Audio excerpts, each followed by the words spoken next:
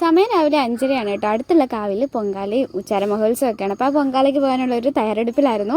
ഞങ്ങൾ രാവിലെ ഒരു 5:45 സമയത്താണ് വീട്ടിൽ നിന്ന് ഇറങ്ങിയത്. നല്ല മഞ്ഞൊക്കെ ഉണ്ടായിരുന്നു, നല്ല തണുപ്പൊക്കെ ഉള്ളൊരു സമയമല്ലായിരുന്നു. നല്ല രസമാണ് ആ ഒരു സമയം എന്ന് പറയുന്നത്, കാണാനും ആസ്വദിക്കാനും ഒക്കെ. അപ്പോൾ ഞങ്ങൾ അമ്പലത്തിലേക്ക് ചെന്നപ്പോഴത്തെ അവിടുത്തെ കാഴ്ച നല്ല ഭംഗിയായിരുന്നു. കുറേ ലൈറ്റുകളും നല്ല രസമുള്ള കാഴ്ചകളായിരുന്നു. പിന്നെ ഞങ്ങൾ അവിടെ കൊണ്ടുവന്ന് പൊങ്കാലയുടെ സാധനങ്ങളൊക്കെ വെച്ചിട്ട് ഞങ്ങൾ അമ്പലത്തിലേക്ക് തൊഴാനായിട്ട് പോയി. തൊഴുത് വന്നിട്ട് വേണം നമുക്ക് ബാക്കിയുള്ള കാര്യങ്ങളൊക്കെ ചെയ്യാനായിട്ട്. നമുക്ക് ഗണപതി ഒരുക്കൊക്കെ ചെയ്ത് വെക്കണം. അപ്പോൾ ഞങ്ങൾ അത് തൊഴുത് വന്നിട്ട് ഗണപതി ഒരുക്കിനൊക്കെയുള്ള ഒരുക്കങ്ങളൊക്കെ തുടങ്ങി.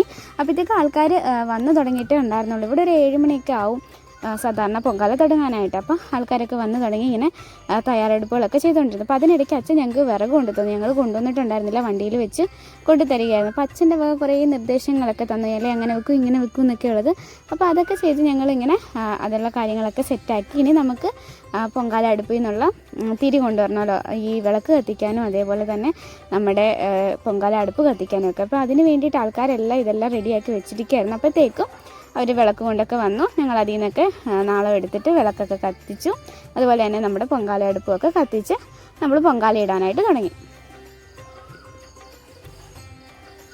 പിന്നെ എല്ലാ കാര്യങ്ങളും ചടപടയെന്നായിരുന്നു. പിന്നെ പെട്ടെന്ന് തന്നെ വെള്ളമൊക്കെ തിളച്ച് അരിയൊക്കെ ഇട്ട് നമ്മുടെ പൊങ്കാല ഇങ്ങനെ തിളച്ച് വന്നിട്ടുണ്ടായിരുന്നു. അപ്പോഴത്തേക്ക് സമയം ഏകദേശം ഒരു 8 മണിയൊക്കെ ആകുന്നുണ്ടായിരുന്നു.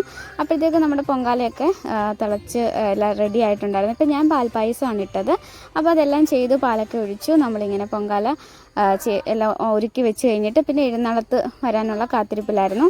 അപ്പോൾ എഴുന്നള്ളത്തൊക്കെ വന്ന് നമുക്ക് കാര്യങ്ങളൊക്കെ പുണ്യാഹമൊക്കെ തളിച്ച് നമ്മുടെ അടുത്ത എഴുന്നള്ളത്തൊക്കെ വന്നിട്ട് നേദിച്ചിട്ട് പോയിട്ടുണ്ടായിരുന്നു. പിന്നെ വൈകുന്നേരം നമ്മൾ ഈ ഒരു ഘോഷയാത്രയൊക്കെ ഉണ്ടായിരുന്നു. അതിനിടയ്ക്ക് ഉച്ചയ്ക്ക് സമൂഹ സദ്യയൊക്കെ ഉണ്ടായിരുന്നു. അപ്പോൾ ഇതൊക്കെ കാണാൻ നല്ല രസമായിരുന്നു.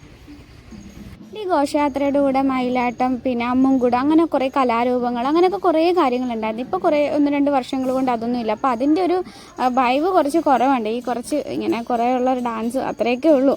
പക്ഷേ എങ്കിലും ഇതൊക്കെ കാണാനായിട്ട് കുറേ ആളുകൾ ആ ഒരു സമയത്ത് അവിടെ ഉണ്ടായിരുന്നു. കാരണം എഴുന്നള്ളത്ത് ഘോഷയാത്ര കൂടിയായിരുന്നു. അപ്പോൾ അതുകൊണ്ട് അത് കാണാനൊക്കെ വേണ്ടിയിട്ട് ആൾക്കാർ അവിടെ നിന്ന്. ഇപ്പോൾ ഇത് കഴിഞ്ഞിട്ട് വേണം പിന്നെ കൈകൊട്ടിക്കളയും ഭജനയൊക്കെ ഉള്ളത്. അപ്പോൾ ഇത് തന്നെ വന്നപ്പോഴത്തേക്ക് 9 മണിയായി.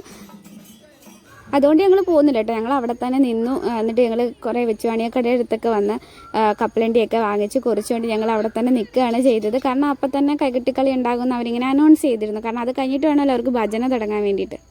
ഞങ്ങൾ പിന്നെ 10 രൂപയുടെ കുറേ കപ്പലണ്ടിയൊക്കെ വാങ്ങി അവിടെ കുറിച്ചുകൊണ്ടിരുന്ന് കൈകൊട്ടിക്കളിയൊക്കെ കണ്ടു. ഒരു 3 സംഘത്തിൻ്റെ ഉണ്ടായിരുന്നു. പക്ഷേ ഞങ്ങളൊരു ഗ്രൂപ്പിൻ്റെ മാത്രമേ കാണാൻ ഞങ്ങൾക്ക് പറ്റുള്ളൂ. കാരണം അപ്പോഴത്തേക്ക് സമയം 10:30 ആയിരുന്നു.